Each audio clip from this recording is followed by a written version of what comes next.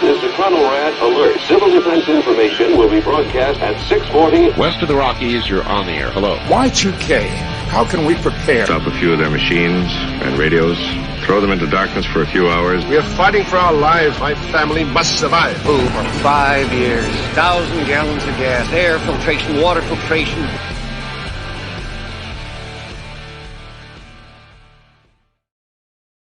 Coming at you from the frozen tundra that is East Central Alberta, Canada, streaming live on YouTube, Facebook, Twitter, Twitch, Telegram, Rumble, and Odyssey. Welcome back to the workshop where we create community, find freedom, promote preparedness, and share success. I'm Toolman Tim. Today is January the 28th, 2023, and this is episode 244 of the Workshop Podcast. How the hell is everyone doing? I see another Brian in the comments this evening. So, you know what? Without further ado, we're going to skip over the announcements this evening, and I'm going to bring on my buddy, Scramblin', better known or lesser known as Brian Norton. How are you, sir? Cheers, Tim. Excellent. Good to have you. So you guys, we always talk in the green room beforehand, but it's been unseasonably warm for you, has it? It was so nice today. It was supposed to be a rainy day, and it just turned out to be blue sky. Beautiful. For us, it dropped considerably the last 2 days. Oh, Brian just says his mic on. Somebody, I can hear you. Can everybody, we got... Hello. Yeah, you're good. I don't know if Brian, if you can't hear it, just throw it back up there to us. But yeah, I've got everything coming through on my end here. So yeah. So, check these out. We went to a forging class. Yeah, Chicken Joe, my wife. We got that for Christmas, so we made they're half horseshoes. That's pretty cool. Now there we go. Brian says I'm a little low tonight. Maybe that. Yeah, I don't know. See if that's any better. I turned my gain up. You never know. Sometimes things just get screwed up on the other end here, and yeah. So this is your second trip here into the workshop, I think? Yeah, you got me.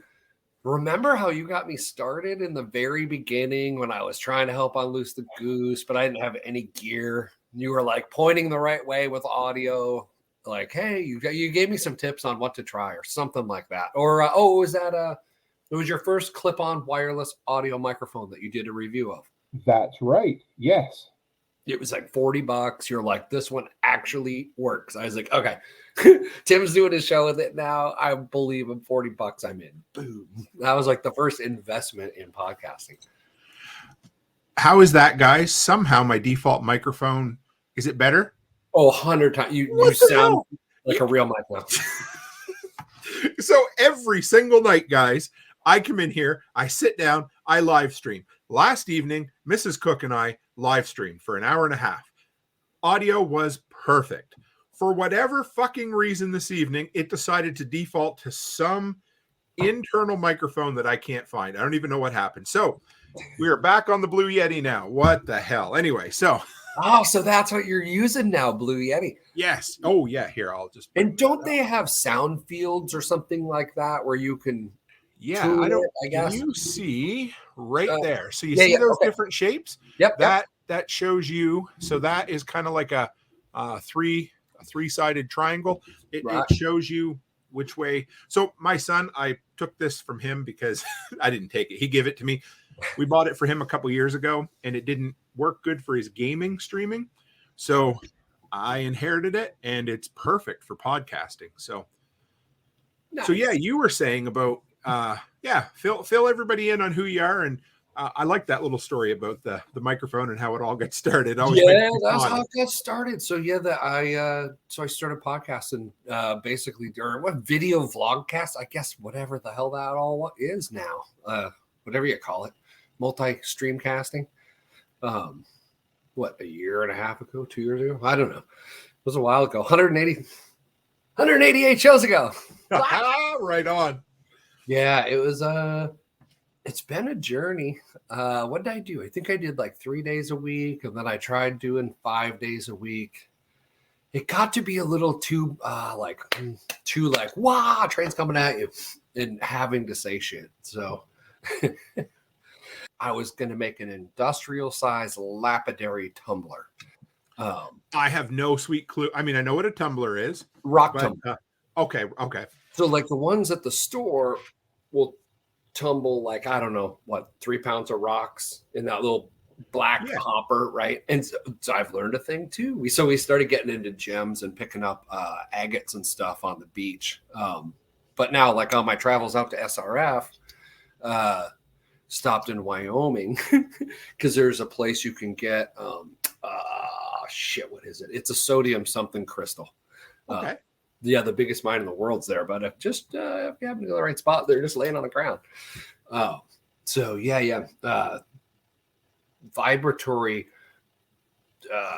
like polishing of rocks leaves the sharper edges and such on them, right? So if you're going to use them in jewelry and you want a more roundy shape or more organic-y shape, you'd use the tumblers. Okay. So yeah. So then we got into like, behind me, stonedmetalart.com. Stone metal art. It took me a while to figure out that it said stoned and not stone. So there we go. Yeah, because who would get that URL except me? But yeah, so we grabbed that. So we're incorporating gemstones and agates and stuff into all the like her jewelry she's doing, and like all my metal art pieces. I'm going to use like, red agates with like embedded LEDs in the eyes and shit for the sculptures. Bam! Let me slide back just a tad and we'll come back into this, but I want to, so before the CIA, pick your alphabet agency, jumped in and kind of scrambled our signal for a little while. Brian was talking about how he got started. So what possessed you, or why were you interested in getting started in making this kind of content journey? Well, I was pissed off. It's just all the shit you shouldn't say, and like, and it was a little bit of like, hey, what should kids know? Like what don't people tell people like about the journey, and like, follow the plan, be miserable. No, fuck that. Get off the wheel. You literally did that. You literally jumped off the wheel. Which I love that part of your story. It's fucking crazy. Oh no. When I'd started listening to Jack randomly off a sideways Google search. And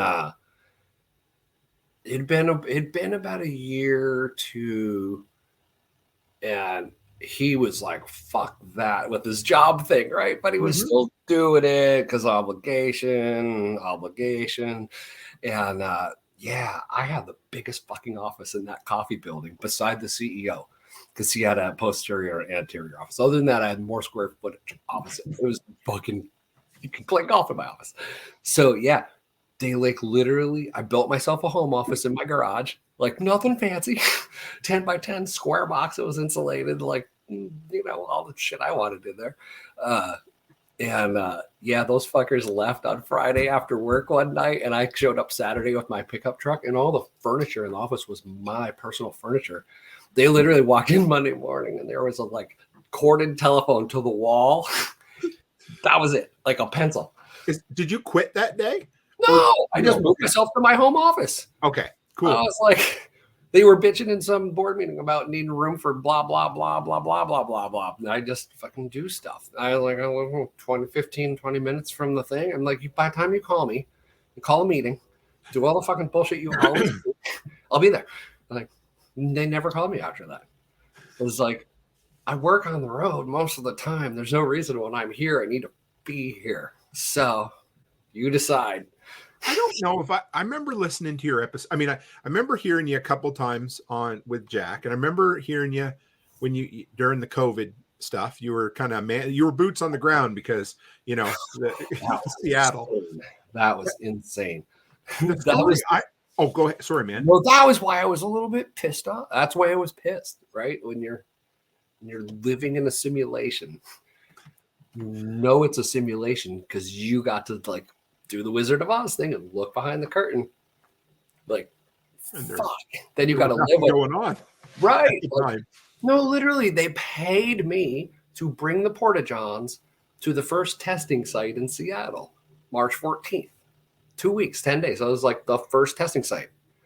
Right. We put that whole fucking site together all day long.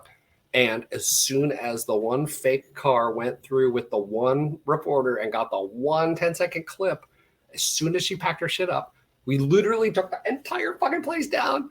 And I put my part of it back out and put it away. And then I got that at the end. Shh. I was like, you can't shh me after the fact, you dumb fucks. I'm going to talk about this like today and forever. Like, so yeah. So then I was like, I knew. Remember, that was day one. I knew, like, okay, fuck, I got it. I got this. I got what's going down. So I quick signed up for DoorDash and the fucking other eating company, right? Uber Eats. Yeah, I did Uber Eats. I did the other one too. Anyway, Grubhub. Yeah, Grubhub pays better, everybody, just in case. You did pretty good with all of it, didn't you? At the time.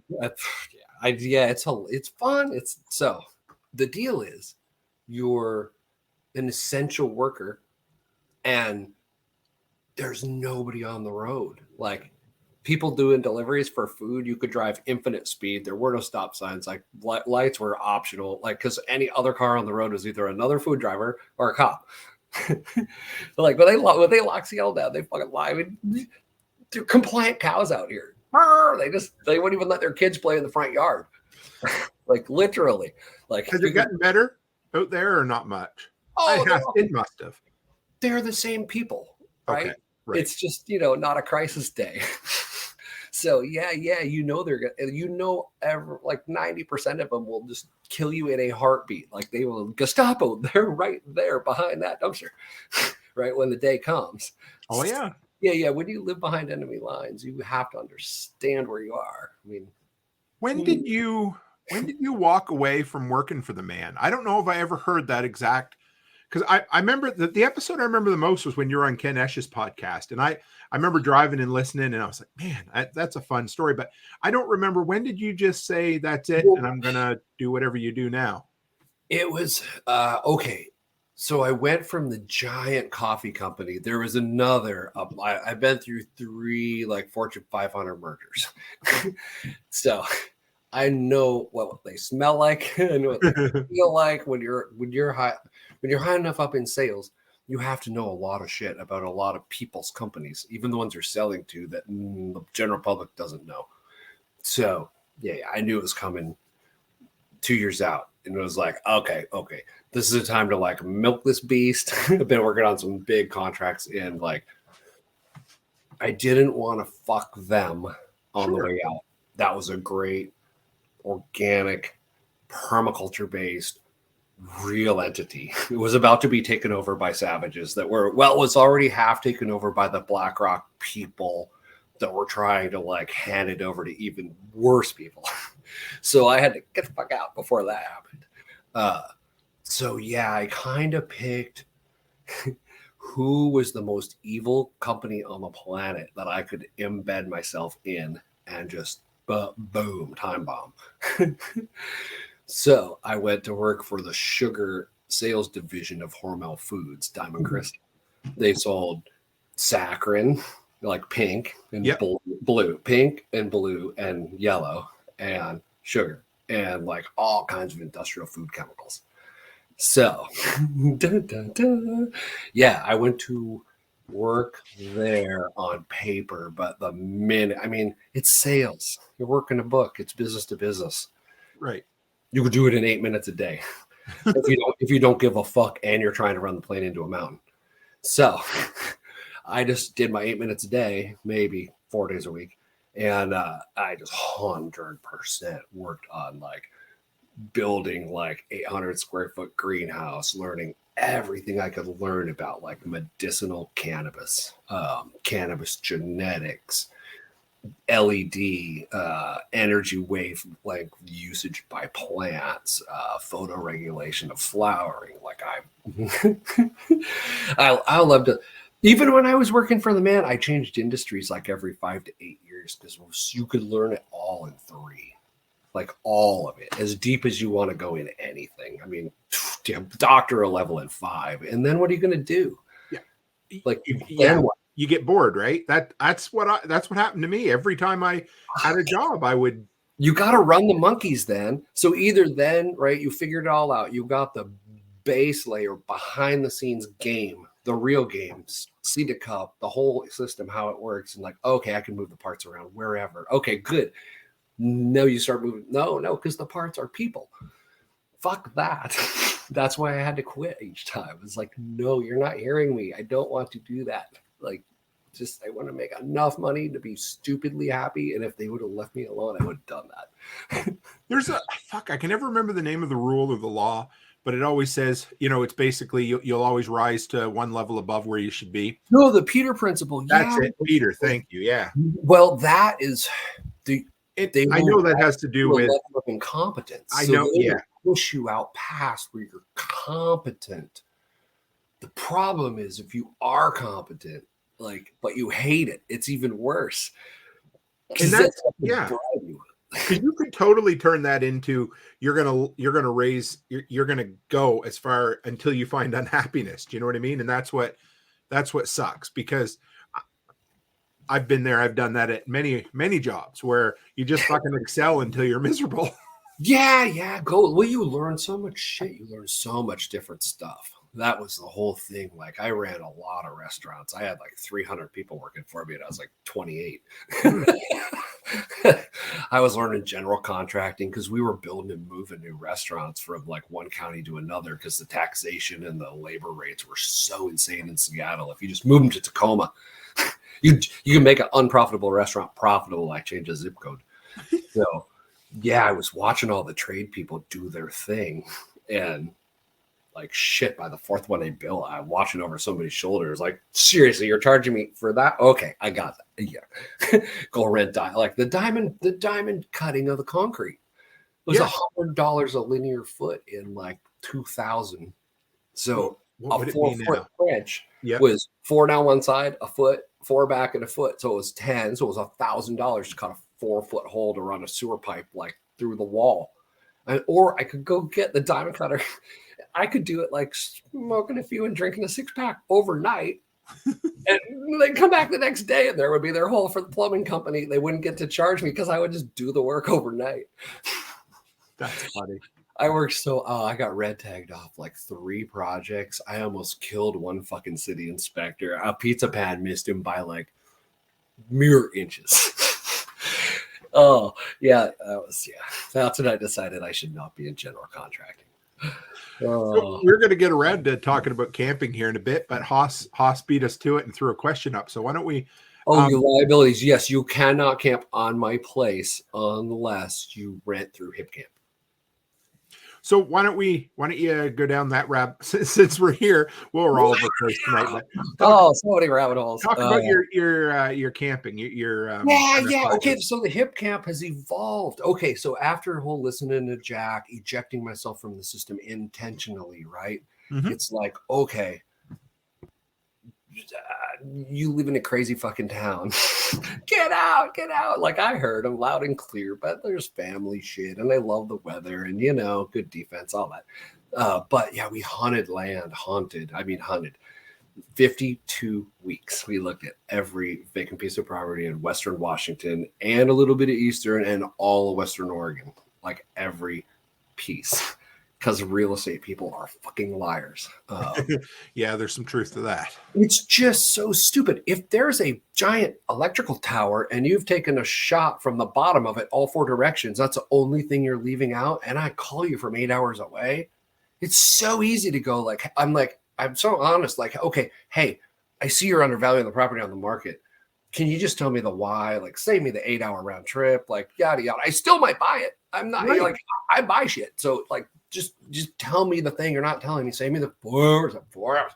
God damn. So after like 51 of those times, Chicken Joe, my wife, was like ready to seriously cut my nuts off. Like, but before the whole thing started, I said, we're going to get land from somebody who really needs cash now.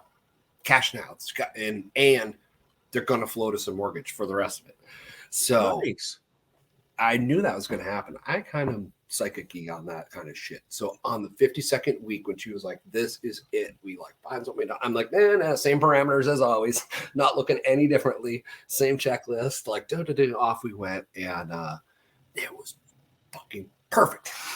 It's 45 miles away, but it is okay. You got to imagine like land mass and water. It's out on this thumb tip, way down at the end, right? Okay. So I can see Olympia, the capital, 4.5 miles away. No. Yeah, it's an hour and a half drive. You can see civilization. They can't get to you. So in the future, when there's eVTOLs, electronic vertical takeoff and landing, I can literally drop clients like to a 4-star restaurant at the Capitol for dinner and pick them back up and bring them to camp in about 8 years. So it's already got the deck planned. You ever read 299 Days? No, I was gonna take him crabbing, and his wife had some freak out about me knowing the super secret location of their thing. Right. So then he like broke contact. Yeah, that was I had started to like be friends with him on some chats and was like, because he wanted to learn some like survival. I'm like, well, you live near Puget Sound, you eat anything out of it, anything. Like, no, you know how to fish, you're not gonna know. I'm like, okay, I can teach you that in like a day. Well, isn't your area, isn't that close to where the book? It's right down there, yeah. That's Olympia, what where when he you're- did his law firm in 4.5 miles from my camp. Okay, that's what I thought. I was, yeah. So we found 3 5-acre parcels separated by a road with a 5 and a 10. So right now we have the 5-acre parcel, which is perfect. Like if you're going to build a house, a legit house, you want permitting and all the bullshit. That's the slow southeast slope, Mount Rainier view. The neighbors are engineers. They just put their well in. They're super cool. And then you got a 40-acre protected woodland on the one side, and you got a 100-acre protected woodland on the other side that are in forestry. And that lady carved out 20 acres in the very center of the 100 for her house. And the rest is all protected. So and the guy who owns Weyerhaeuser, Tacoma Screw, the wood products company, he's every vacant lot that comes open on my little, because it's a 1.5 mile dead end. He buys them all. So I put the one for sale across the street up for a lot of money just to see if I can fish him in. That's cool. When did you do that? It's on Craigslist as of like 3 weeks ago. Okay. So I use the AI chatbot to write those ads. So if anybody goes and looks in Long Branch, Washington for 5 acres for sale, I got 2 different ads running. One that's like a prepper now into the world, buy the property. And one that's like permaculture, chill, organic farm. Wouldn't this be the place to raise a family? So are either of those locations where you have Squatch Fest or no? Yeah. So the 10 acres across the street, the bigger property, is the Squatch Fest property. So if you sold that, would you just go somewhere else?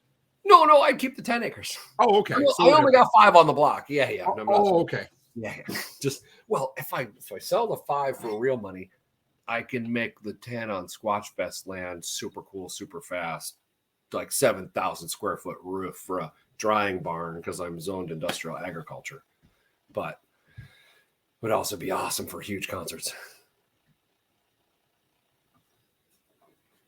Uh-oh, the satellite's going over again. Tim's getting nuked. But yeah, so that's the Squatch Fest land. Let's see. So the people that are farming on there now are out of there in April. And I am on the hunt for what would you call it? Camp host basically would be the title as a trade for a place to live rent free. Oh no. Let's see if Tim pops back in or if I'm on. So we're looking for a camp host. So the deal is you would live down there rent free. You would be the camp host. So when people come, you just say hi, and it's woods camping. It's there's no services, there's no electric, and there's no water. It's like DNR camping. So the camp host's job is basically just saying hi to folks, making sure you don't burn the place down. don't cook meth. I don't know. So that part of the job is just a live there and be there to have a human on the property. And you would live rent free. So my one condition is you have to prove to me how you would sustain your life as far as cash flow without money from me. I don't care if that's a trust fund or you were retired from a whatever, or you got a settlement. I don't care, but you have to actually prove how you're going to feed yourself, not related to me. And then you get to have opportunity 2. And opportunity 2 is help me build the camp out. I've got a cool design for sustainable structures that we can go get all the stuff for basically free. I just need motivation and labor and help somebody to help me build it out. But I don't want to build shit out if there's not a body committed to being there, because the woods people will just, I mean, it's the woods. You're going into a downturn in economy. People, meth heads like dry places. So what do you mean by the woods people? Well, any dry structure, right? If you are a heroin addict or a crack addict, and you're homeless, if it exists and it's unattended, it will be attended to quickly and burned down or destroyed or fucked up or whatever. Is that a side effect of living close to an urban center, or is it a Washington State thing, or is it all of the above? I don't know. I don't know if you build like 10 cabins out in Tennessee and don't have somebody on the property and have an easy way to get into them, what would happen there? Like, are they so fearful that somebody would show up and just shoot them that they wouldn't do that? In Washington, there's so much drug addiction that like they just, you can smell the copper, you can smell the wire burning off in the woods all like nonstop. So yeah, I mean, it's our dead end road crew there's a couple of guys who don't take shit. If I move out there and place a dwelling out there, no problem at all. It'll be reinformed. Yeah. Then I build whatever, and we can invest in putting equipment out there and tractors and expensive shit. But I don't put anything out there now because the people that I have living there, I don't trust as far as I can throw, the people that are on the way out can't be trusted to watch anything. So that's why the next person, that's their job. Like that's the rent trade. How do you that's got to be tough. So obviously it sounds reading between the lines. Well, if you think about it, I got the base right there at Bangor. These Navy guys are retiring at what, like 38 full pensions. So if you got a $4,000 a month pension and a free place to live, maybe go buy $100,000 RV and just come live in a park that is nobody there like 300 days a year. That was always my idea, that I would get some retired like baller, the Navy SEAL type, who's like, okay, I killed enough fucking people, I'm done. I like nature preserve that I would be the king of, and nobody would be there most of the time. But when someone's there, I just have to be kind of friendly and just make sure they don't burn the place down. And you would just have them kind of upkeeping it? Yeah. Basically, there's no real campsites yet, like real defined. So, so part 2 of the job, which is why I want to find the right person. If you help me build structures that are rentable for Airbnb or for Hip Camp, I'll give you equity in them for 5 calendar years. Every penny each structure will be named Jimmy Joe's Cabin, right? And it gets put on Airbnb, and when people rent Hip Camp, you can rent sites directly, right? So super easy to do revenue splits. Right. You help me build Jimmy's Cabin, Johnny's Cabin, and Lou's Cabin for the next 5 effing years. When that rents, you get the money. Well, not all, 50-50 split. Right. Like, I busted my nuts to go buy that land, and you just heard the story to go buy it. And like paying the county every month. So yeah. I'll do the businessy shit. I'll do all the other shit. And then if they help me build, so the plan's for 36 structures. So we can sleep like 250 people for Squatch Fest, at least under a dry roof with windproof walls. Okay. You know, bring a cot, bring a ground pad, bring a fan, whatever, you know, right? But the first thing is build them dry and weather tight. And then we can make them fancy and LED and all kinds of crazy shit after that. But help me build them, take the equity, right? And that's a great idea. Either hang out and take the money. I'm sure I'll find more shit for you to build that we could split. Yeah, I love it. Once it starts to build out with roofs for city people to come camp in not so campy camp, like harsh conditions of even having to pitch a tent, like literally park next to the thing, throw your stuff in it. Then I think we'll get more city people to camp.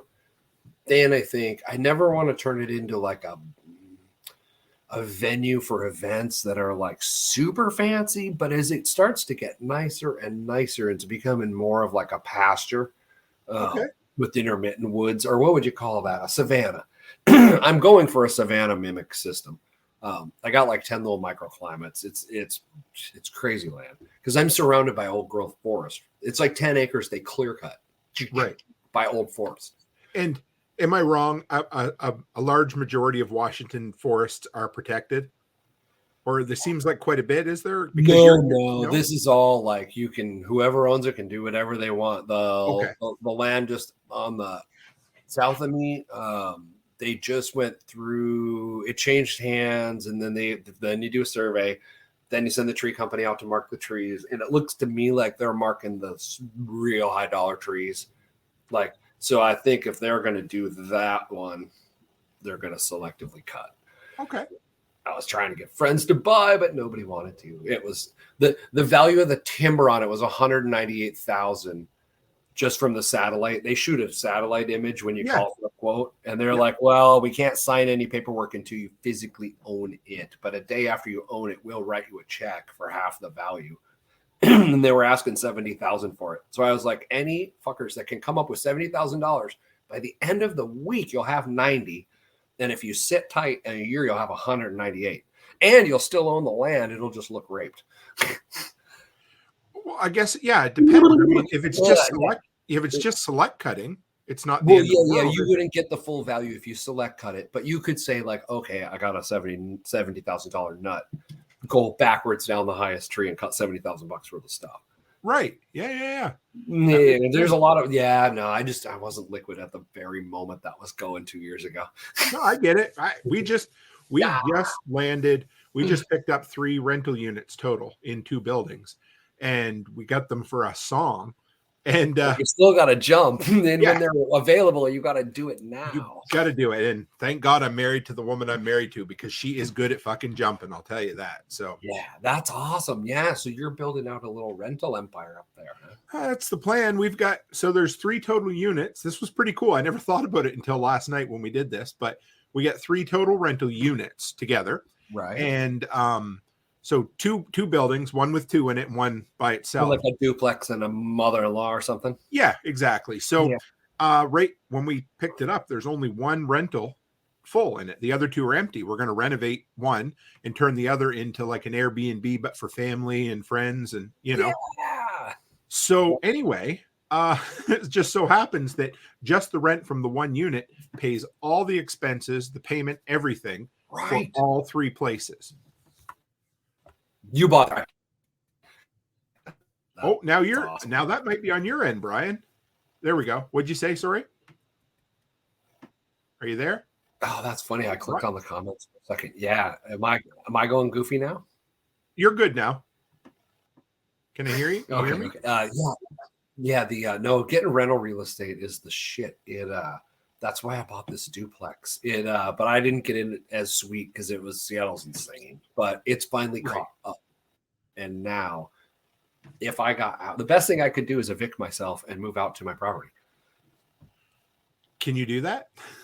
Well, this is in the city. Yeah, it rents for, as soon as I build something, we both want to go out there. I just got to build something. So I get it. I do. I mean, that's why you talk about putting all those. We're going to build a main house down in Tennessee, and then a bunch of bunk houses that'll sleep 4 to 6 people. So the plan is, 25 to 30 people could stay there for no reason whatsoever, Okay, what do you think of my crazy plan? You are a builder. This is the perfect person to run it by. So So tell me a little more about the 4x8 plan. concrete blocks. They're just solid block, but they're not 4 inches tall. Yeah. I'm just going to line them out exactly where the walls are going to be. Well, the deal is, if I pour a foundation, or if it has posts in the ground, like concreted, rocked, whatever, affixed to the earth, Yes. that's an asset. Yes. If it's not, It's a temporary shed structure. Yeah. These are designed for my farm to protect animals from the weather. Sure. Absolutely. Yes, that's exactly what it is. Sure. Nobody's going to stay in there. So no. So first, because remember, my place is all sand. Right. Seattle's a sandbar. When they scraped off British Columbia with the on the fall, it literally pushed it all down. It's a sandbar. So if you dig the clear cut down 8 inches, it's sand, super easy to dead ass level and compact. So, and when it rains and you spill any amount of water, like infinite, it just Sucks it in. Yep. As long as you keep the stuff off direct earth contact, it will never get wet in its life. So I'm gonna lay the blocks down, ding, ding, ding, ding, ding, ding. Lay pallets down upright, so the strong post ends are upright. Okay. But the corners up a second level, right, and join the joints with 6-foot boards so they can't collapse. Right, you got 3 screws in each of them. No way, can't collapse. I've built huge garages like that, so big you can run cars into. They cannot move them. So get the structure done all the way around. 2 pallets high is 8 foot. Yep. It's perfect height, right? So one side you could even flip the pallets the other way, which is 80 inches, which is enough to clear most, or 40. Yeah, 80 inches. Whatever. It gives you the slope for the slope. Give you a little slope on the roof. One slope roof, right? Just 2x4s flipped up. Exactly, because it's so much easier than making friggin' peaked roofs. Yep. Oh no, just ridiculous. Yeah, you just slept it's 10 foot, right? So you need 5 2x4s up on their ends, and now you need 5 pieces of 12-foot tin roofing or whatever. Metal. Yeah. Zip, zip. Done. That roof is water effing tight. The sides will never see water. And then we're gonna try wrapping them in Tyvek because it's breathable, waterproof, and the whiteness in the beginning will transmit light, so it'll kind of be bright inside. But I get free metal roofing from a couple of roofers that I know when they do tear-offs. Yes. So we're just going to come back after get them all built and start metallizing the sides in. I think it's a great fucking idea. Yeah. I built a garage like that out in the upper driveway 2 years ago. And that's even in direct ground contact, but it has overhanging roof to just keep the water kind of off sitting on it all day. Those pallets haven't rotted at all. It was just a test. I just wanted to see. Yeah. But and you live in friggin' Seattle, or Washington, where it rains all the friggin' time. So the other thing is, if we wrapped them with Tyvek on the inside and outside and stapled the shit out of it, I've been playing around with Styrocrete a lot. Have you seen any of those shows where I've played with the Styrocrete blocks? No. I haven't wanted to fuck up the guy's project down south where he's doing Foamcrete. Yeah. But you got to fill me in on this because I don't exactly know. Yeah.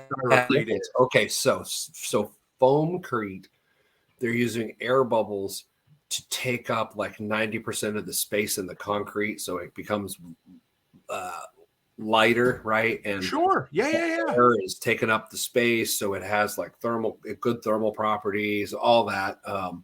So to get the air bubbles to be the right size, the right density, they had to go down this fucking crazy track of all these chemical additives and soaps and just blah, blah, blah. What started out to be this permaculture thing of hey, what if we could make super cool concrete that would have all this awesome properties stupid easy out of recycled stuff, right? It became this huge engineering project for guys to geek out about, but it was all became chemical dependent and very process. You had to produce the foam guns that were exactly the right density, and then you have to weigh each cube to make sure it's blah, blah. When I homebrewed, I used to brew in an old Coleman cooler. I get it. Yeah. Oh, yeah. I didn't have the lab glass, but people loved my beer. So I was like, this is ridiculous. So I started looking for third world, like, how do they do it in the jungle? Like where you don't have money or shit. And so they use, or as I call it, the East Coast, Styrocrete. So if you reduce hard styrofoam down to its tiniest little, that round dot, think of when you like look at them, you can see the dots in like it. vermiculite or whatever. Yeah, like if you run them through lawnmowers, you can run them through fan blade. People have all kinds of machines they've made for like just shredding them to the smallest unit possible, like shredder and a sucker, like a vacuum. Okay. Fill rooms with them. But when you rip it down to its tiniest bit and you mix it straight Portland cement, so no sand or rock, right? It becomes your aggregate. Yeah, it is the aggregate. Yes, it is the aggregate. And if you cut a block in half and look at it, it's a mycelial net. So the same structure that you would look at in a fungal net, like when mushrooms. When they do the exploded view and there's no soil and it's like, here's how the net works, and it's so crazy strong because you got nodes and points. Think about all those little styros taking up 90% of the stuff, but they don't weigh anything, and they're super insulative. Like a piece of styro block, you can set your torch on it and just like I got a 4-inch block, it will burn out like 2 inches of it. It'll burn all the little styro balls out. Okay. The other 2 inches that are there, you just stick your hand right on the back all day till the torch runs out. You just forget, I forgot my torch against the side of my building. That heat will never wick through enough to. It will burn when it will burn. Can't burn anything past that. It like melts the little balls, breaks out the concrete, does its little damage. Fire retardant at the minimum, or fire minimum, because it can't go anywhere. And just heat like a fire outside. Like, remember, that's not shelled. That's just a raw block. If you had a plaster shell on it, it would be impenetrable. Because when I mix, I'm pretty sure if I got my ratios right, Portland is like 6 or 8 to 1, right? With aggregate, somewhere in that ballpark. Yeah. So you're taking a bag of Portland cement and you're adding 6 to 8 bags worth of styrofoam to it, or less? Exactly. Yeah. I do it by volume. So same thing. Yeah. 1 to 5 or whatever. Then of course your water evaporates or chemically moves off or whatever. Moves off and all that. You're talking concrete that's 80 to 90% lighter than standard concrete. It floats. It doesn't burn. Like when you want to go put wiring and shit in, you just rip up a chainsaw and you just cut a line in the wall, and then you just pack the Romex in the line and just fix it up, and you're good to go. Holy shit. How have I not seen this before? You've got me all excited. I want to try this now. So I first found the Jungle Guys. There's a dude in Tennessee. You'll be like, oh, that's him. You're going to go visit him next time you go down there. He's skinny, tall, white guy. And he's been through iterations of the different shredding machines. So he built a 2-story barn out of it now that looks like regular old subdivision house, like, barn on the bottom, loft on the top, to prove it could go 2 stories. So Patty's an architectural engineer attorney, is her day job. Yeah. They design with that stuff in architectural world. There's people that are making these Foamcrete blocks like industrially. They use them a lot for facades and stuff because you can cut them and all that, but they're tough. They're so concrete, and you can stucco them on, cement them on. I've been wanting to build a generator enclosure for a while. Oh, hell of it. It'd be such the perfect thing because you could just cut out a thing at the bottom and stucco some mesh in, right? So you don't get mice and shit in there. You have good airflow. Yeah, it would. Could a mouse chew through that, like the Styrocrete itself? They hate concrete. So I could make that myself on a small scale, right? There'd be no issue with mixing it in a wheelbarrow and. I'm dude, I gotta look around. I mix it in the kitchen in a bucket. Sure. I made a hell of a mess. I was like, oh, the kids. No. You don't know the guy's name, do you, by chance? As soon as you don't put in Foamcrete, put in Styrocrete. Okay. Just the world will open. You'll be like, holy shit. I'm just thinking I want to get this guy on the show to talk to interview him. So you said he's yes, you should interview him. Oh, it'll boom. He's in Tennessee. Oh yeah, I think he's like down there or maybe North Carolina. He's like a country gentleman farmer.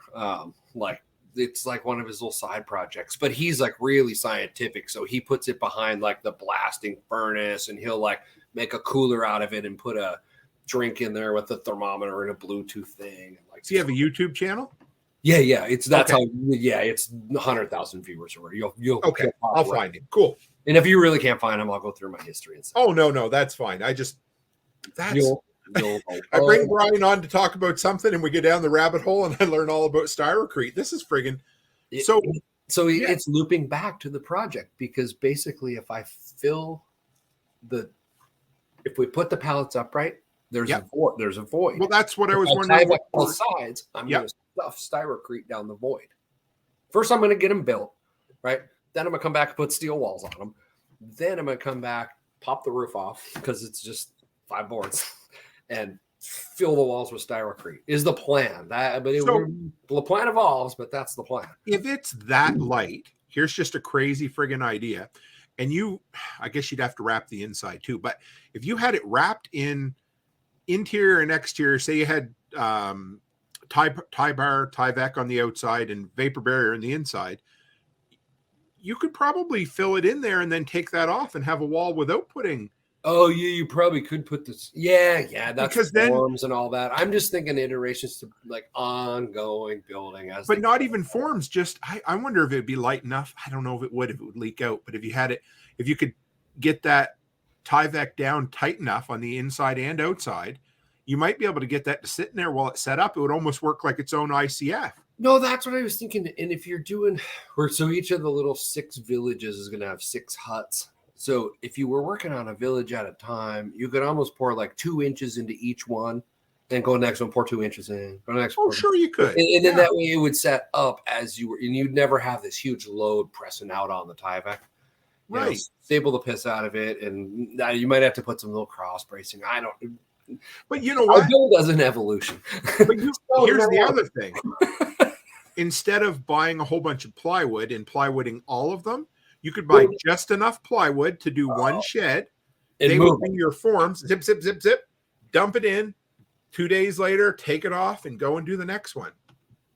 Now that's where it's the person who is going to help me build these and get equity in them can help co-create. Like, hey, we could do this faster. Like, because you get the same amount of money. If you can figure out a faster, quicker way to do. Yeah, I mean, I have a resource to. We can find everything out here. I know trade people. That's cool. I like that. Yeah. I always love when I go to my local landfill and somebody took an old metal roof off, and I'm like, I just can't. I own one, and I rent the second storage container, C-Can, and the second one is full of building supplies. I just can't bring any more home. I'm good, but I see it, and you think, oh yeah, okay. I bought metal roofing last summer to build. I don't know if you saw, I copied kind of Nicole's Taj Mahaler idea out back. Oh, nice. Yeah. Oh, that's when I moved in here, they had an out back like that, but it only had, you know how the people will do like they'll put like a 1x2 and then like leave a space and and it just makes shade. Yeah. They had one of those here. Oh, it's Seattle. Like, why would you, for the 18 days a year, we're going to get sun. Why would you build a shady thing to make your dark house shady and darker and wetter? Like, fuck are you? So the first day I was here, I ripped that thing down and I moved where it attached to the house up 2 feet. Yep. And I just rebuilt it and put greenhouse roof on it. Well, sure. I was like, I got dry space now. I'm like, oh my God, and a little bit warmer. Then I'm like, well, that's what we get almost no rain. So, but what we get is a shit ton of sun. So we need shade, right? Yeah. So I built a 16x24 double-sided sloped area, and it turned out so good. So good. Just to have outdoor roofed space is so valuable. Oh, it is just, it extends your living space. I think it. Yeah. Well, that's the plan for the Squatch Fest land, those 10 acres. So I'm zoned industrial agriculture. They will let me build a 7,000 square foot barn roof. Okay. So I'm thinking a truss, the ones that go up like 2.5, 3 stories, and it's just a roof and like trusses. a post frame or what do they call it? The post frame. And with 7,000 square foot under roof, my real idea is you build about 1,000 square foot office at one end that has a super reinforced roof, right? So now think about it. You can hit golf balls off there. You can put like kiddie pools and sun decks up there. You can put like an 8-piece band and like more sound equipment that God can handle up there. And you're playing out to like 6,000 square feet of undercover. Yeah. Jesus. Think about a house that you don't have to put a roof on because you got a steel roof that's another 20 feet higher than the house. Well, here's the other thing. You could just literally roll an RV in there and live in it, I don't like she hates campers and I'm coming to hate them after the people that dragged them to our place. Yeah, no, I get it. We owned one. If I was gonna have $1 million RV that a rock star band was offloading for a lot of money, but still reasonable, yes, I would do it. If Aerosmith's tour bus came up, I know that would happen. Becky went and saw Aerosmith in Vegas in September. It was her bucket list. I promised her when we got married, I said, I'll make sure you get to Aerosmith and Great Britain. And guess what? She's going to England in just over a month. So nice. Oh my God. I always told her she could have a hall pass with Steven Tyler, but now he just looks like an old woman. So we're good. Yeah, now you're like, oh God. That'd be scary. Yeah. Grandpa's attacking me. So share a little bit about Squatch Fest because we've been almost an hour already.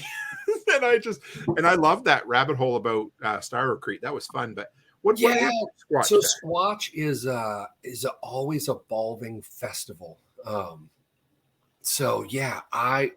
I've been touring with the Dead and with Fish since I don't know last 40 years. Oh yeah, Fish just had their 40th anniversary at midnight on New Year's Eve. Dun dun dun.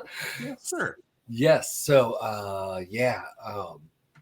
So music festivals. I love them.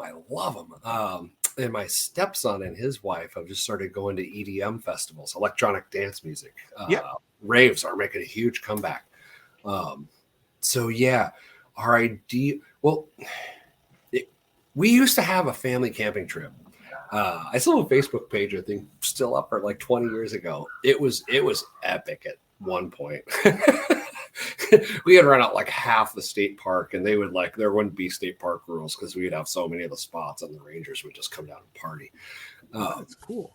But the X and the shit. Yeah. So, and like people are older now. So I got to, so basically there's a Fish song about 1,000 barefoot children dancing on your lawn. So Phil Lesh, Grateful Dead bassist, right? When he got liver or one of those, I don't know, kidney cancer, I forgot what, he was like, fuck it, I'm just going to build a kick-ass club at my place in Marin where I love to play by the bay, and all the touring people just come see me. Anyone who wants to just come out. So that was kind of the idea of Squatch Fest. It was like, well, God damn, when I was looking for a field to go drinking beer in all those years ago, nobody was like, here's the fucking keys to my Ferrari, kid. Don't break it. Have fun. Right? So if I can do that for kids, right? Build them a place that, you want to host a music festival? Fucking A, here you go. Don't break her. You want to host a event of whatever up to 1,000 people? Like, have at her, come out. I'm using the place. Like, I literally have been out there in 4.5 months. I went out there one day yesterday. So most of the time it's up for grabs. So why shouldn't everybody else use it too? Right. So Yeah. So my week a year out there became like Squatch Fest, and we've been fucking around on like the perfect place to have it and different iterations of it, right? It kind of got grabbed onto by like the survivalist community in the middle of the COVID because I was fucking pissed, right? And I kind of got sucked down some pissed off rabbit holes. Yeah, I get it. Which means the stuff that I was doing at the time took on that vibe just because that's how it was, not, you know what I mean? Not the fact that that's the way it had to be. Oh, sorry, my light. I can tell it just changed to 7 o'clock because all the lights in my house just turned to like, check this out.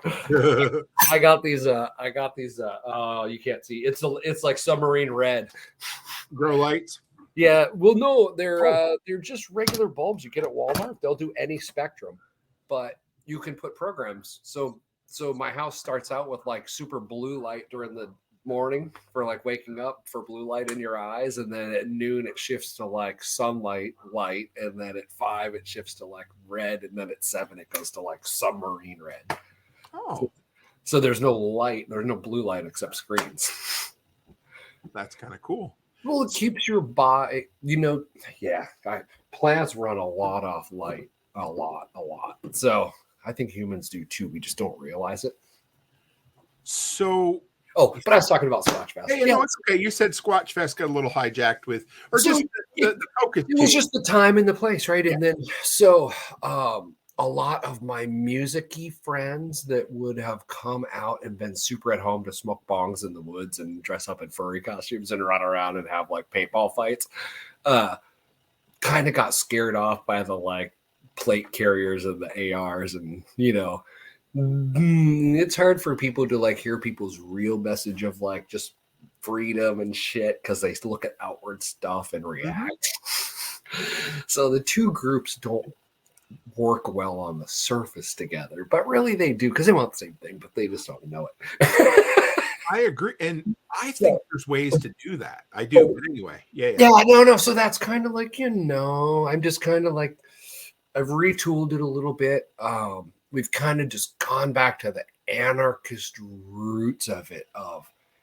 And actually, dun, dun, dun, if I provide music or entertainment, I have to charge you sales tax. If you are merely camping to visit my permaculture farm for no other reason, just to camp, I don't have to charge you any sales tax, and I don't have to pay the man any money on our fund.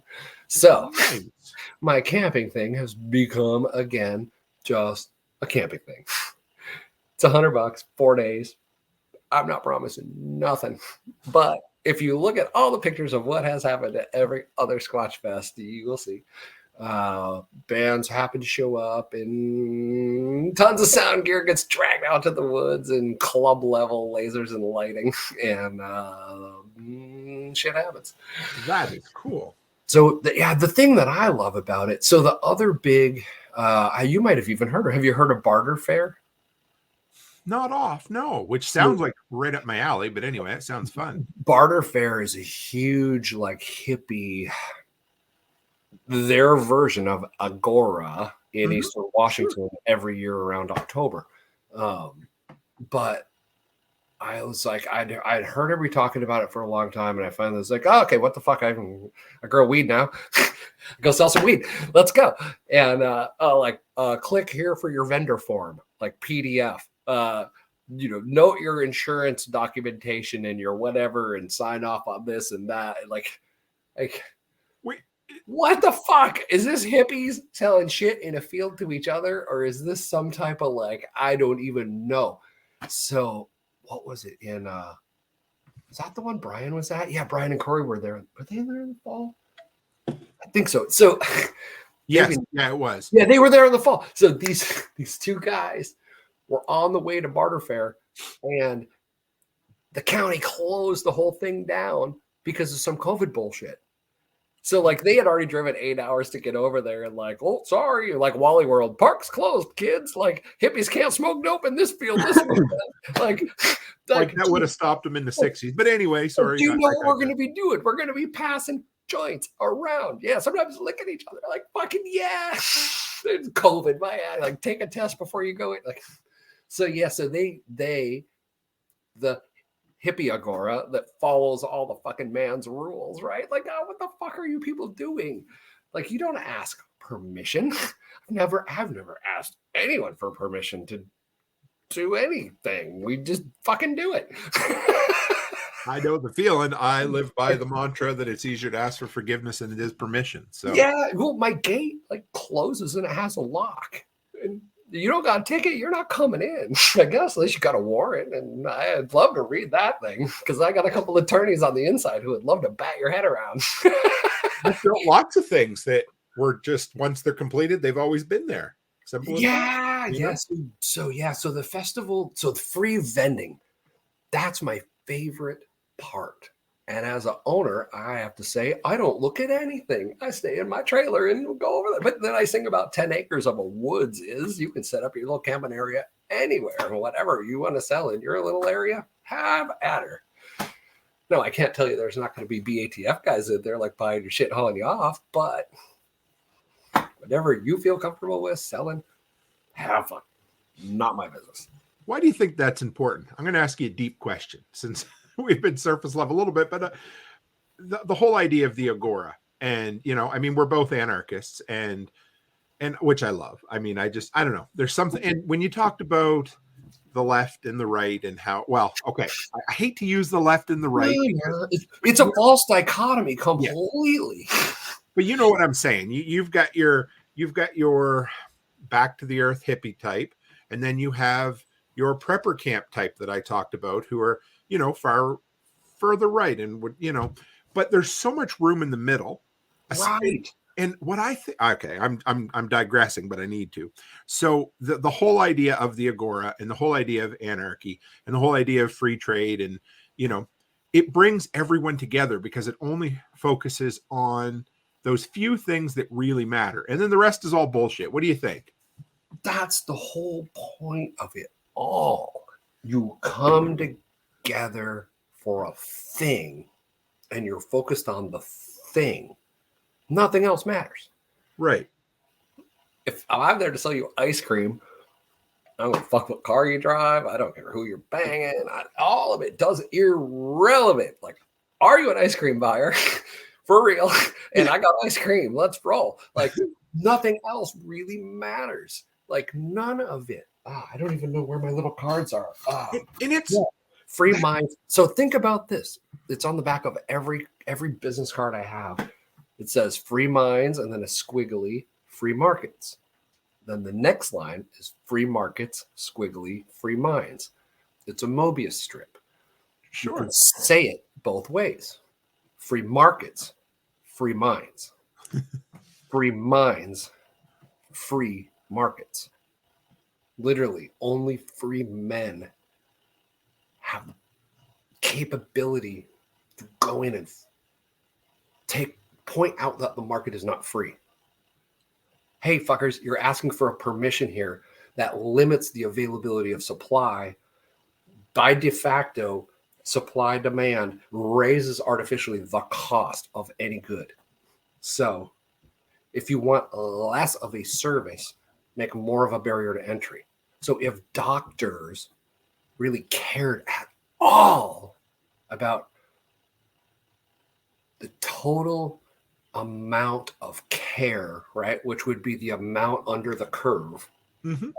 Supply demand, the amount under the curve is the total care provided, right? So if you didn't artificially limit the supply, artificially raising the price, at all prices, more service would be provided. Absolutely. So can you tell me you honestly took the Hippocratic oath to do no harm, and then in the same breath joined a trade union to intentionally restrict supply? Fucking liars. Sorry. Liars. So so I got a call the other day. I don't know if you heard or if you know, but I'm going to be speaking at an event in Washington State. Whatever you need. Thrivalist Fair. It's in Addy, Washington. The last weekend in it's right real close to Idaho, and it's on the far east border. Oh, okay, So, okay. Yeah. That's a whole other world over there. It sounds like it. I'm excited. But, No, we talked about the event, and in some ways it reminded me a bit of Self-Reliance Festival because there's a bit of both. You've got your granola crunching hippies, and you got your plate carrying, AR-15 dudes, and I'm cool with that. And so, that's a fine line, because what I like about that, and it's a challenge, is focusing on the fucking shit that matters, and that's all you focus on, because the rest is just a distraction. And it bugs me, because I say this because I struggled with this for many, many years. Right. And I think it came to fruition with me, with spending time with real anarchists who are like, you know what? It doesn't matter if this person's an anarcho-Christian and this person is an anarcho-communist, and I happen to be an anarcho free market guy. Whatever. It doesn't matter, right? It because the tenets of don't steal my shit and don't hurt me. That's really what it comes down to, right? Right. And I think if you enter relationships and don't have to have false premises, right? I always want to trade with you. Always. Right. Every person I meet. I am listening to what you are saying intently and making a giant catalog of no's, tink, tink, tink, has access to tink, tink, tink, tink, may be able to connect me to tink, tink, tink, tink, right? There's a reason there's 3,800 people in my contact book, and I can tell you about each of them, because the fuck am I building? What am I trying to build? That's being a born, that's okay. That's why you excelled at sales as well when you did sales. And I think 90% of my job, I would go in and hear their thing. And if I could get to them enough to be like, no bullshit, we just had fucking 18 martinis at lunch and went to a strip club. Seriously, what's the real problem in your company? Right. Tell me the thing. Okay, here's the real fucking Spacely Sprockets is fucking me. Okay, do you realize I do this with Spacely Sprockets too? Right? And the two of you are telling me the same thing, and I'm telling you the same. Guess who's golfing next week together? And they don't need me for either of their fucking deals, but guess who they're passing me on to?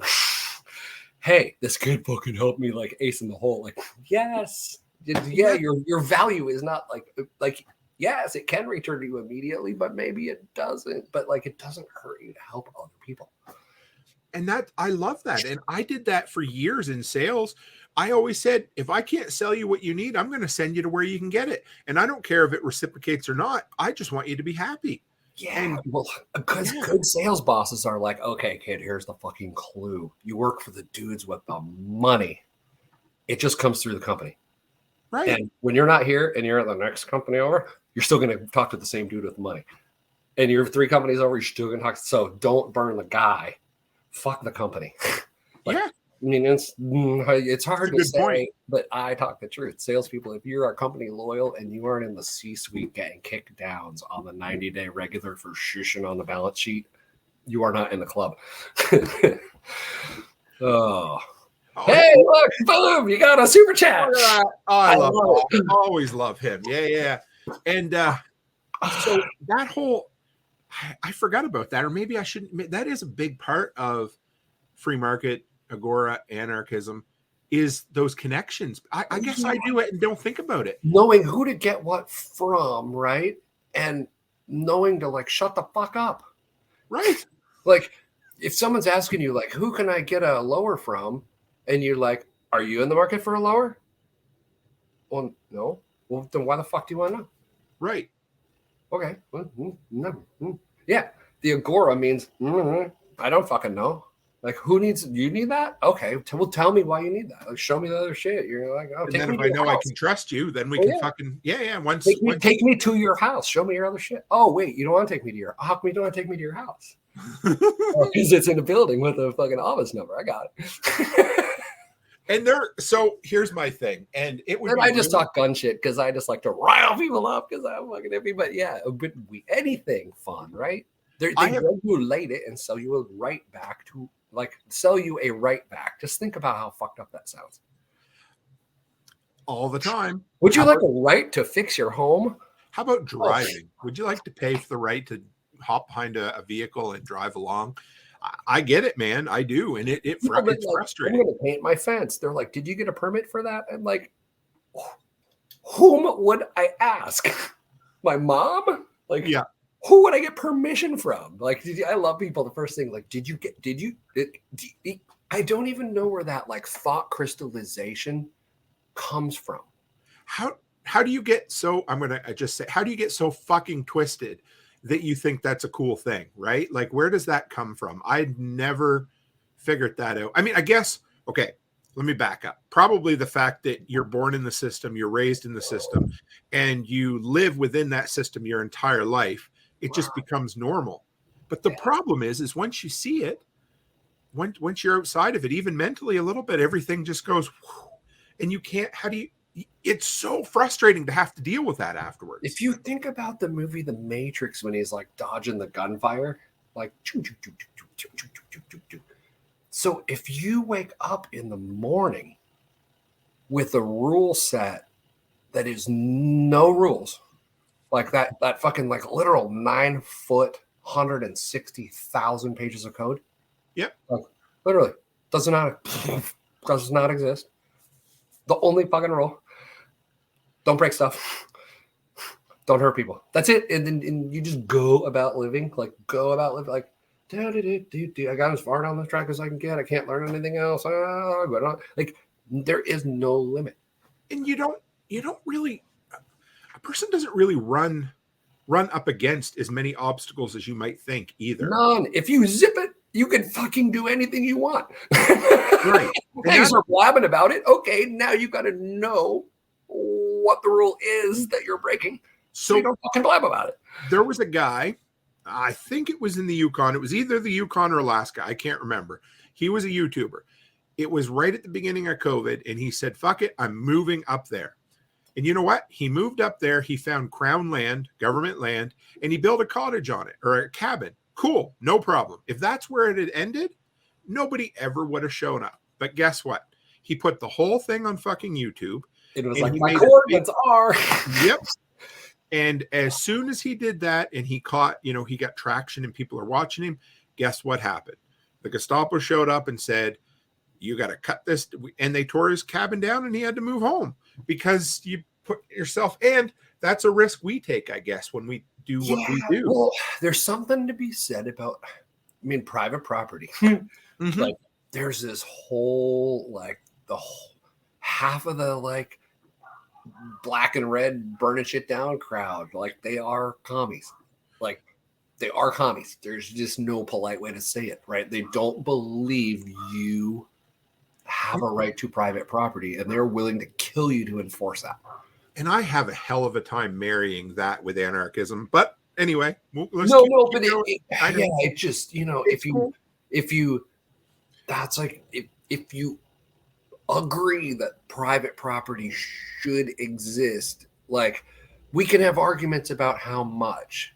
Like, I might be with an argument like, you can own whatever you personally, not calling the empire, can defend.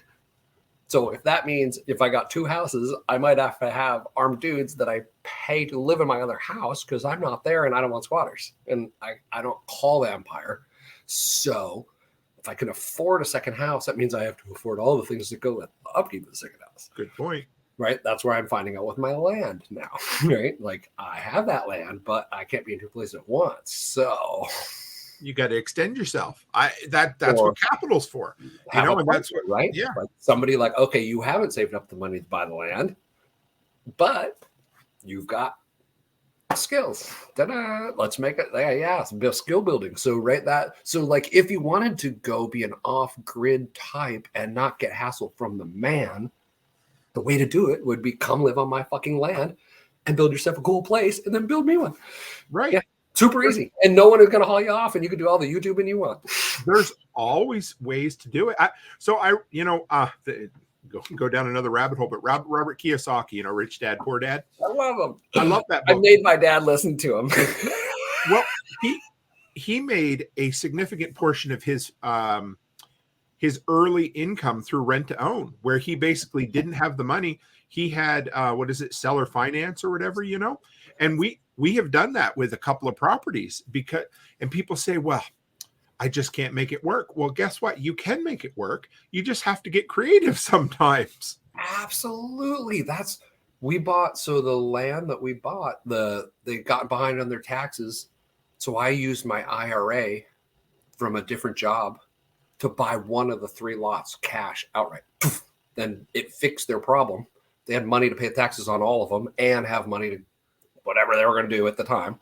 Right. And then it didn't hurt them to write me a loan on the other 2 I was like, here's what Chase says they'll loan me the money at. Here's the fucking letter. Can I please pay you 1% more?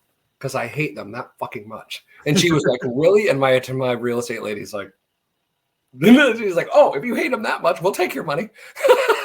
That's how that conversation went. I was like, yeah, seriously, I'd rather pay you. Now I don't have a loan on the books that's on my file. Doesn't exist. It's a private mortgage. Yes. So when you look at me, you don't see that. There's nothing, and we have come to realize now that we've been, into entrepreneurship for, more than half a decade at this point, is that there's money to be found if you can make a business case for something. You just every time. I mean, worst case, I don't pay her. She gets her land back. It's 10 times the value it was when she sold it to me.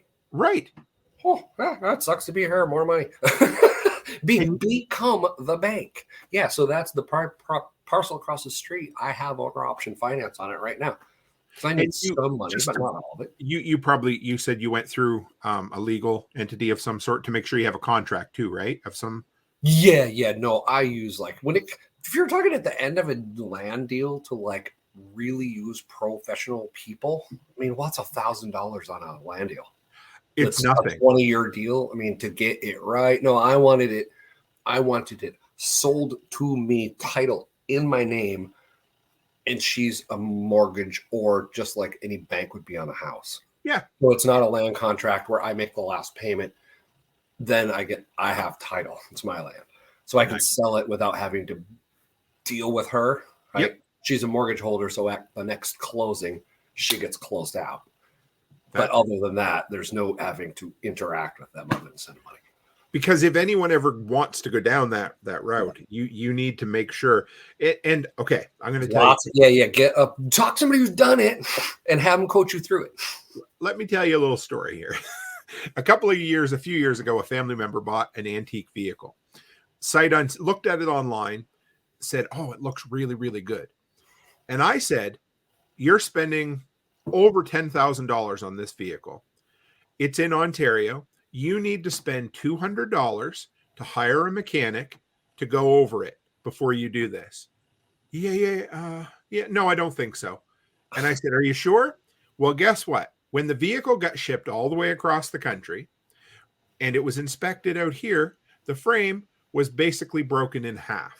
They did the same thing you said, where they stood at the base of the radio tower and took pictures of the land without showing the radio tower. Yes. They took all the best pictures, and $200 would have saved them thousands and headaches, right? So that money's worth it. That's where you spend the money to cover your ass. Yeah, and I mean, in buying houses, when you have a home inspector, read their contract. It says right in there, usually the first paragraph, like, if I completely screw up and miss everything, there's nothing you can do to me. I don't care. So I don't get why they even, anyway. Yeah. They're like lawyers, but don't get me. Yeah. Yeah. So when you're hiring a pro that you think is there to protect you, understand who they're playing for and why they're in the game. So real estate agents always are paid for and work for. They are employees of the seller. Right. If you are buying a place and you have an agent hopping around with you and driving you around and buying you dinner, feels good. They do not work for you. You are not their customer. Their customer, the seller of the property. They are there to extract the most amount of money out of you they can. You think they are on your team because they are the one giving you a ride around. They are not on your team. Is there someone is there someone that you can hire or get cozy with that could be on your team as a purchaser, or As not a really? purchaser, it's impossible without outside counsel, because any real estate agent involved in the transaction is duty legally is to the seller of the property. So no. So that's why I have a real estate attorney and a CPA, and like another real estate person that I use that's not involved in the transactions that can evaluate it independently for separate payment for just their opinion. That's a good idea. Okay. Yeah, that's fair enough. Yeah. Because two real estate agents that have work for the seller that both get paid by the seller, if I make a stupid decision, have nothing to benefit by helping me. Right. Ever. So just as long as you understand people's position in the sales transaction, most people aren't ethical sales. Well, yeah, there's a lot more ethical salespeople than you think, but it's so easy to be unethical because, like you said, even someone you told go spend $200 and get a check, like they don't. Mm-hmm. You wear the lab coat, log in with the clipboard, you're selling the $1 million pasta making machine because you look like you know what you're talking about. Yeah, no idea. It goes back to the guys that put on high vis vest and they can walk anywhere with a clipboard or a ladder on their shoulder. That's why I could do people's trade shows for them. You know, like literally, if you give me like breakfast an hour or two before, give me the quick history of your company, why your innovations are cool, give me your shit, why is your thing right? What are we pumping? What do you really want to sell? Okay, got it. We're fluffing the shit out front. We're looking for relationships, long-term distribution, B2B partners. Got it. That's it. The show you see out front is not, it's a show. Because when it comes down to it, it's a skill set and it's interpersonal relationships. And if you can relate to people, and honestly, 90% of it shutting the fuck up and listening to them. Listening, they go to trade shows to find solutions to problems. Mm-hmm.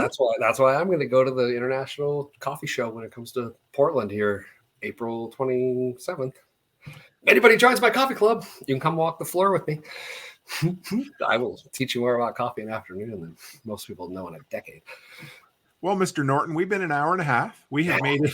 We've circumnavigated the earth, and we've come back and landed on the plateau that is anarchy, because that seems to be wherever our conversations go when we converse. So you talked about your coffee. You talked about Squatch Fest. Tell us how the hell we find you, how people can support you, where they won't remember any of just foodforestfarms.com. And I just made the website stupid easy now. The latest podcast is up at the top. Nice. Next one is just a logo where I remove the center of it and put buy coffee. I'm trying to make it ridiculously easy. The 30-second pitch. So I'm selling coffee to the general public right now, but it's not what I really want to do. An NFT, a non-fungible token, means non-fungible, unique, not alike. So I'm selling 100 coffee club slots. We got 47 done. When we hit number 100, the face that is the coffee company disappears from all existence on the planet. You can no longer buy coffee from me at any price. You can buy from any of my 100 shareholders. Sure. What they would like to sell you coffee for once I no longer produce, I don't know. It will definitely be more than I'm selling it for. But there'll be the portals if you want some. But the cool thing is I will only deal with those 100 humans into the future. So they get free tickets. So if you join the coffee club, I call it coffee club, C4. Or whatever. Yeah. You get coffee. I also own cannabinoid natural foods. We just removed anything that could be considered a candy. There are some guidelines that I don't manufacture that. Sure. Private label that. It's lab grade, food grade isolates. Pure. If you know, if you DM me if you want to know the difference between full spectrum and isolates and why I chose isolates, etc. But anyway, so cannabinoidnaturalfoods.com. Just it's a page on Food Forest Farms. But that whole company is housed there. We started stoned metal art, got a couple pieces up. They're not painted yet, but price will go up when they get painted. So yeah, ton of projects. I got an Airbnb in Seattle. So if you are coming to any event at the Tacoma Dome or anything downtown Seattle, staying at my place in Uber and you'll save $100 over a downtown hotel. It'll be way more fun, and you can see all the permaculture stuff. Or go stay at the Hip Camp out on the peninsula and whatever. If you want to teach a workshop, you want to have a band, whatever you need, a place to put people that's out in the woods where it's the end of the road and you'll be left alone, get in touch with me. Nice. Yeah. Food Forest Farms with an S.com. With an S. Foodforestfarms.com. Sound like Mike Rowe with his jingle. So. .com. Yeah, I should make it. Yeah, it's cannabinoidnaturalfoods.com, stonedmetalart.com. Yeah, if you look up Camp Suniki online, Suneekee in Google, bam. There's only one Suniki. My daughter was too young to understand me babbling on the phone, and I was like, Sunny Key, because it's called the Sunny Key Peninsula. Yeah, so she said Suniki, and I was like, "You just named the camp." Cute, I like that. Oh, thanks, man! This was fun. We made it through the tech gremlins and the alphabet soup agencies that decided to shut us down. And join Toolman's Patch Club. Yes. Oh yeah. Yeah. Please. Check this shit out. Oh, you get bonuses. Okay, and I got a whole board over here. WD-40. You got the essential oils. You got the built like a brick. Match a month. And you've been sending way more than that. You've been sending bonus crazy stuff. I try. That's my thing. That's my coffee club. So and go see Tim at SRF. Yeah, yes. I'm not this time, but I'll be in October. I'll be there. Yeah, me too. I said I can't. Family stuff. Can't do the spring. I'm going to be at LFTN for this spring workshop. Then I'm coming back up, going to Washington for that event. Then I'm going to be then September and October, I'm going to be a full month in Tennessee. I'm going to be building that Washington event. What's the date? Last weekend in May. So like 28th, 29th or 20. Yeah. So it's like Labor Memorial Day or whatever. Yeah. Whatever our 4-day weekend is there. Yeah. Oh yeah. Well, shit. Then maybe I'll come up and see you. Yeah, I will. I've also got Ryan Prepper Dad that was on the show the other night. He's in your neck of the woods. I think he's going to try to come up too. So it'll be fun. Put it in the show notes or whatever so we can click through to it. I will. I think I've got the link. If I don't, I'll put it in there for tonight, and we'll have it going forward. So nice, Tim. Cool. If you want to hang in the back for just a second, I'll close up. Totally. Okay. Cool. Guys, I don't know what to say. That was a scrambling episode through and through. We had a great. We threw it all in. We scrambled it all up, and we came back with everything and anything. And Brian's a good friend, a guy that I appreciate whenever we get together. Well, actually, we've only ever been together once in real life, but it was a good time. So we met at Self-Reliance Festival. So make sure that you go to foodforestfarms.com and just give him some support. If you're so inclined and you want to go to Squatch Fest, give him a holler, follow up, and meet him out there, because he's one of the few living the real life, living the anarchist dream in a place that maybe isn't the easiest place to do it in. There are easier places, I'm sure, but that's home for him, and that's where he lives. So make sure you get out and give him some support. So guys, that's it for me. Thank you. We had a great crowd that hung out here even after we damn near lost the connection at least twice. The worst it's ever been. I'm sorry. I apologize as a Canadian. That's just what I do. So as always, stay happy, stay healthy, and have a great week.